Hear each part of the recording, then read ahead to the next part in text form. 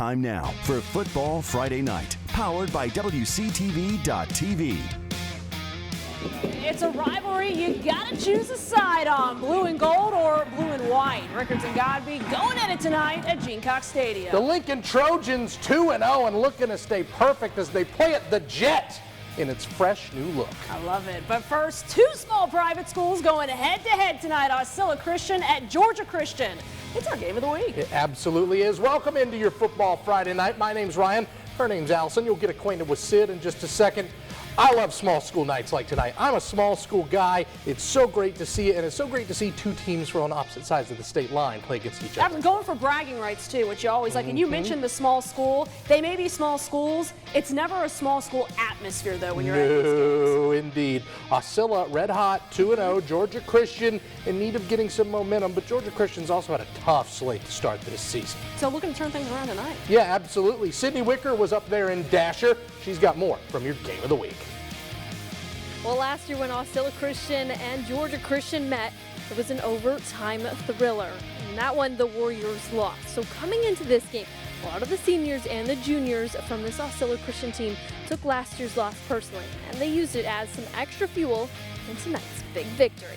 Rain would come down early in Dasher, but things would clear up just in time for kickoff. Generals trying to hit the back of the end zone, but this one goes right into the hands of the Warrior. Aucilla trying to generate something on offense, and Ben Gamilero with the catch. But the Generals rip off the helmet on this one, so that will tack on another 15 yards. Aucilla hoping to capitalize on this drive, and eventually sets up quarterback Landon LaRosa to find Josh Anger for the first touchdown of the night.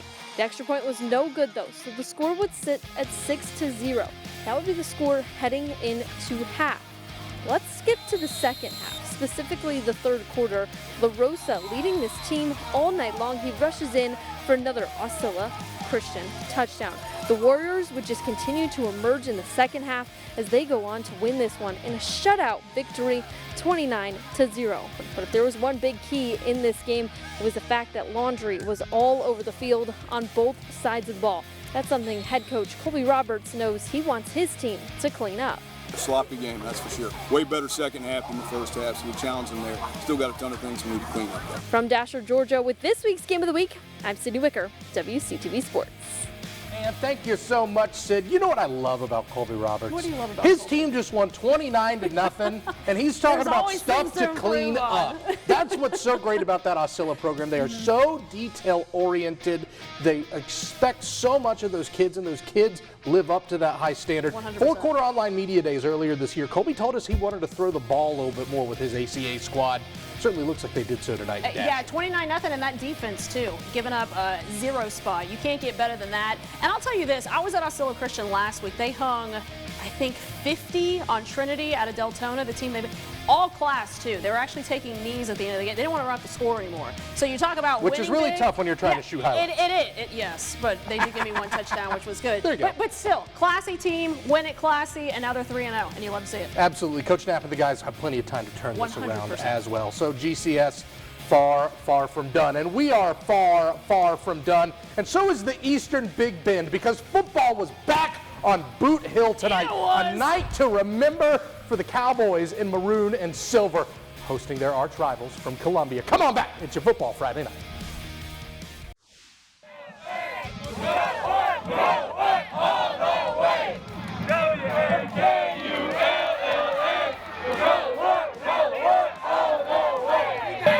Wakulla all the way for sure. The War Eagles, your nominee for this week's Battle of the Banner Student Section of the Year. Always a good time out of JD Jones. It's always a good time. I went up to the student section. I told them, give me a cheer. That's what they gave me. Thank you. It's the spell out from the fight There we song. go. Good stuff from them. Of course, we'll have two nominees from South Georgia, a nominee for the Big Band, and a nominee from Tallahassee at the end of the season. When you live in Tallahassee and you're near Tharp Street or you're on the south side, Yeah. you are a Raider or a There's no Cougar, in between. and there is zero in between. This game also needs zero introduction. None. One team gonna get bragging rights tonight. Godby hosting Rickards at Gadsden Stadium. You know it's gonna be a good one. Football, basketball, table No matter tennis, what, it doesn't we're matter. Good. And the bands, you gotta love the bands. Always come into play. Always a highlight in that game too. And this game, Plenty of highlights. Just before the half, a 10-0 game in Rickards' favor. Godby looking to the end zone. Miles Dugan saying, not today. Going up for it, coming down with it. That's going to end the first half. Second half, Raiders scoring quick. Kamari and Battles taking the handoff here and gets in for 6 points. It's 17-0 after the made extra point. On the other end, check this, Ryan. Here come the Cougars. Okay. Lazarus Chambers connecting with Tylon Vickers. What a catch. Hauls it in. He stays in. The Cougars are inside the 10. They'd score a few plays later. Demyrick Bentley in easy for 6 points here. Godby would go for 2. They'd actually get it, so it's 17-8. But that would do it for the scoring on Godby's end. Battles with 3 touchdowns tonight. Rickards wins 24-8. Football is back on Boot Hill as Madison welcomed in their old rivals from Columbia. A beautiful sight to see in that maroon, silver, and red, white, and blue. Blue. Well, there you go. I got it. Brenton Edge for the visitors out for a short game. Zacchaeus Paul going to throw this ball over the middle. And Jason McDaniel says, I'll take that. He's got reservations for 6 the other way. And Boot Hill is loving it. Touchdown, Madison County. But Jonathan Andrews going to get this ball going the other way for Columbia. Look at this big fella. The Mac truck, the stiff arm. Okay, 1, sir. 2. Remember Dublin from Georgia had a guy that was big like that too. Anyway, just one problem. He's going to fumble the football before the goal line, and the Cowboys have it. They recover. A storybook night and exactly what the community of Madison needed. 22-8, your final. The boys get it done for the second straight week. Welcome home, Cowboys. Gadsden County hosting Florida High tonight. This one, always a good matchup. 2 good teams. First quarter here. Gadsden's quarterback dropping back to pass, and this one's going to be intercepted by who else? Ashton Hampton.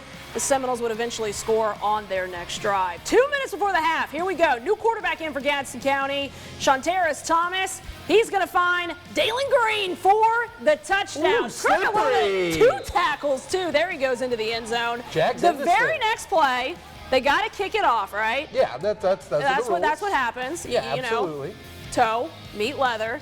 And if we're showing a kickoff, you know what's going to happen. You know exactly. Right? Well, there's one of 2 things. It's a fumble or this happens.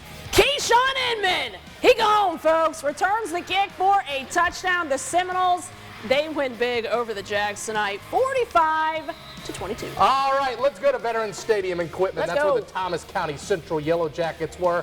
By the halftime, this one was all blue and gold. And how about this one? Javen Watson able to keep the ball. Another one, Walter Reddick for the touchdown. Jalen Johnson and TCC, however, on offense, they're continuing to get it done as well. But the big story was about the defense. Absolute beautiful stuff. I mean, Justin Rogers' squad is straight mauling teams that are fantastic, fantastic. Brooks ran 49 plays and had 47 yards. 44-7, your final score equipment. Let's go to Thomasville. Actually, let's go to Tifton. Thomasville High making the trip to Tifton this week. Dogs have lost 3 straight, so looking to get back on the right track. Cameron Hill finding Cole Shaw, going to break away from the defense. That's an early lead for DeLay and the Dogs. A little one for the Bulldog defense here. Coughs it up in dog territory. Caleb Humbert going to recover it. Tift County's defense would get it back thanks to a safety. Bulldog defense showing up again, though. How about the pick 6 from Joe Douglas? Thomasville extending their lead. No issues. 42-23 tonight over Tift County. Getting back in that win column. That's huge. Just what the doctor ordered. Absolutely. A trip to Tifton. How about this? Across the border tonight, Seminole County in Wakulla in War Eagle country. 3-0 on the year. Looking to go 4-0. Hayden Cleese, Delvian Sanders. Woo, what a catch. This offense just runs itself, folks. You wind it up and it goes 7-0. The defense just as good. However, Indians go for it on 4th down. No dice. 1st and 10 for the home team. How about this? Bradley Kelly gets the handoff. See you later. Rumbling 35 yards to the house. 14-0 for the ball game. It didn't get much better for the visitors. Cleese, Nehemiah Chandler, beauty in stride. 21-0, and yeah, just take a look-see. 52-7, your final score. The War Eagles stay perfect on the season. The Lincoln Trojans, they're perfect too. 2-0 on the season. 2 big road wins too. Going to Pace and getting a win. Going to Niceville. getting a win. Huge win for Lincoln. But this is the kicker. They started out strong last year. I was out at Lincoln earlier this week, and head coach Jimmy Tyson was like, look, we started out strong last year, did not finish strong. So the message this season has been, we start strong, we finish strong. Against a really pesky team from the south side. 100%, absolutely. Lincoln hosting St. John Paul II, off to the Jet, which may be one of my favorite. Here we go with Ryan. Start of the second half here, handoff coming to Jay Sean Washington, who's more than happy to lay the lumber. Hard run, big game. Trojans are in business, folks. Later in the drive, Christian Sims with the beautiful ball, beautiful throw, connecting with Alon Bleachington as the Trojans just keep on marching down the field. Same drive, Sims looking to him again. He's going to find a white jersey. That's Dakota Green, who followed the ball really well. 1st and 10 here for the Panthers, though. Ensuing drive, Tremaine Hughes, he's got a good arm, too, finding Ethan Braun for the huge gain. That's going to move the sticks. Not much else on offense, though, for JP2. Lincoln pitching a shutout, 16-7. All right, let's head up north to the Woods. Chiles playing in that tough 4S District 2. They're hosting Niceville tonight. The home team was up 7-0, but Maddox Fayard has something to say about that. Look at this. Far sideline.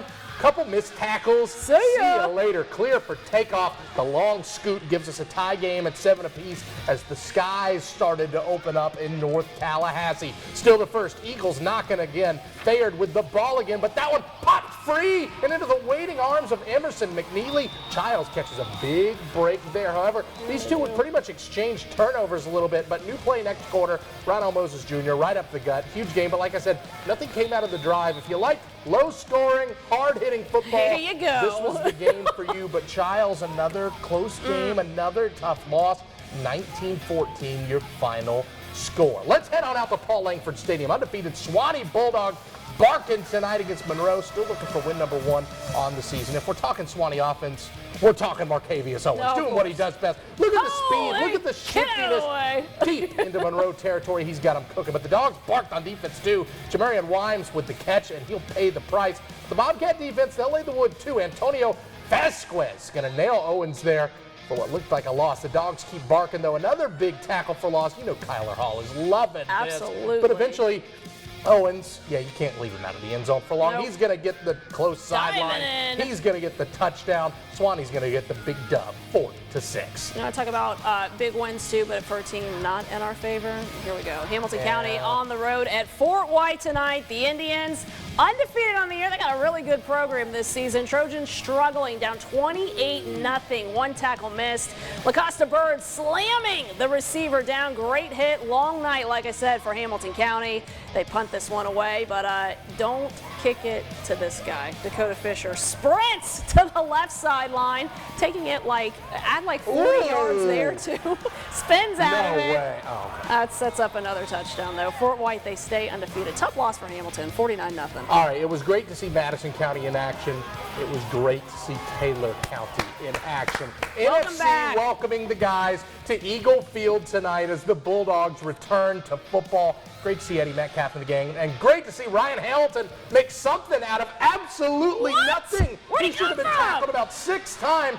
The Bulldogs down late. They're in need of a score, and that's the sort of stuff that can spark you. Only problem is those low snaps like that one before, yeah, you can't get them all back. I believe it's Terry Arnold that comes up with the ball here. You might need to fact check me on that, NFC, but he scoops, he scores. That one pretty much would put it out of reach, but still, Taylor has a chance. You never know. It's football. Dogs shot over the middle, but played perfectly by Ashton Gaynor for the nice breakup. And listen, the final score, it's going to be of consequence to the guys wearing the Diamond NFC. But for everyone else, I got to tell you, Taylor County's the winners. It was great to see Welcome the orange back, and blue guys. back on the field.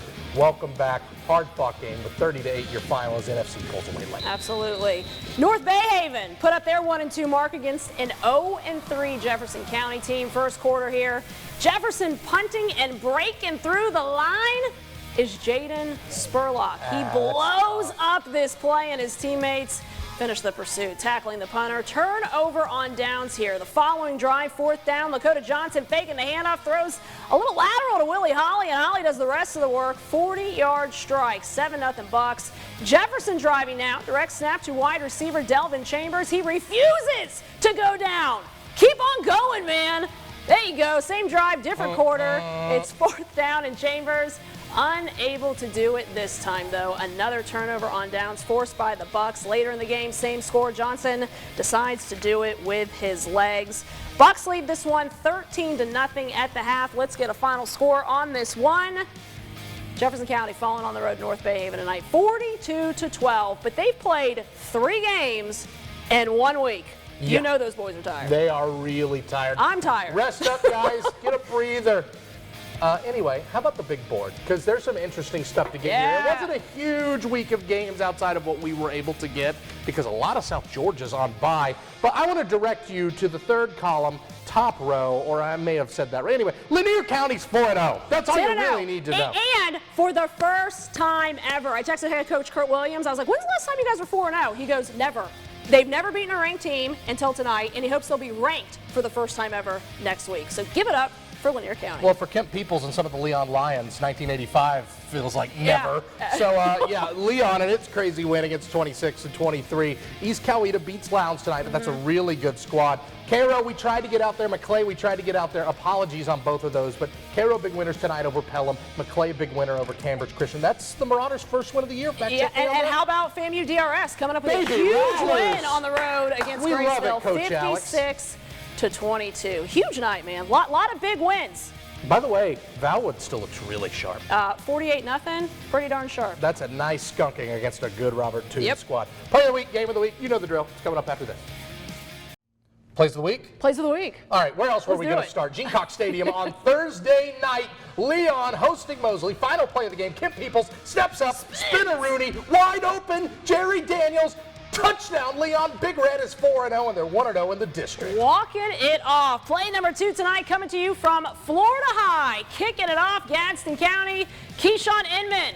He's going to field that kickoff, and he is going to go all the way. Returns it for a touchdown in Florida High. They get the big win tonight over the Gadsden County Jaguars. Yeah, all right, final play. Let's take you back to Gene Cox Stadium, but let's fast forward to this evening. Tonight. Rickards and Godby, Miles Dugans, an absolutely gorgeous interception. Both for your favorite tonight on WCTV.tv. And then come on back next week for a South Georgia showdown. Centennial Field's the spot. Bainbridge hosting a state champion in Ware County. And Bainbridge looking to get that big win. Ware County struggling a little bit. They're 0-2, but that doesn't mean anything. They're still a good ball team. No. Everything counts in South Georgia, and everything's tough. Another good stuff. Thanks to you. Thanks to Alison. Thanks to Sid. Go Noles, Rattlers, Blazers. Even though the Nighthawks are off, still rooting for them. See you on overtime.